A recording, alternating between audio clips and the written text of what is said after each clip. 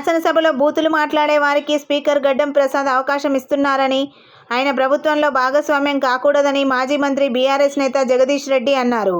Assembly సమావేశాల తర్వాత media పాయింట్లో ఆయన మాట్లాడుతూ, బీఆర్ఎస్ సీనియర్ సభ్యులు మాట్లాడేందుకు టైం ఇవ్వాలని అడిగితే మీ పేరు లేదని చెప్పి అధికార పక్షం వాళ్ళకి పేరు లేకున్నా బూతులు మాట్లాడే వారికి స్పీకర్ సమయం ఇస్తున్నారన్నారు. అంతేకాకుండా మా ప్రశ్నలు వచ్చే సమయానికి సభను వాయిదా వేస్తున్నారని ఆరోపించారు.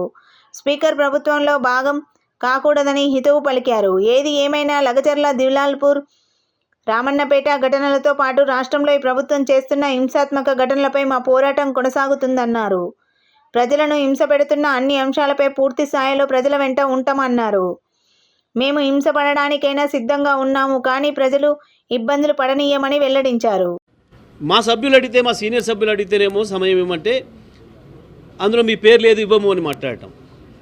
అదే ప్రభుత్వ పక్షం వైపు నుంచి పేరు లేని వాళ్లకు కేవలం సబ్జెక్టు లేకుండా బూతులు మాట్లాడే వాళ్ళకు కూడా అవకాశాలు ఇచ్చే పరిస్థితి. మా ప్రశ్నలు వచ్చే సమయానికి వాయిదా వేయటం. మేము చాలా స్పష్టంగా చెప్తా ఉన్నాం, స్పీకర్ గారు ప్రభుత్వంలో భాగం కాకూడదు.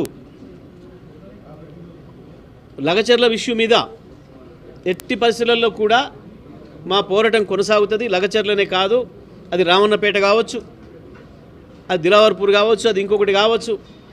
రాష్ట్రంలో ఈ ప్రభుత్వం చేస్తున్న హింసాత్మక సంఘటనలన్నింటినీ కూడా, ప్రజల్ని ఏదైతే హింస పెడుతున్నారో వాటన్నిటి విషయంలో కూడా మేము పూర్తి స్థాయిలో ప్రజల వెంట ఉన్నాం.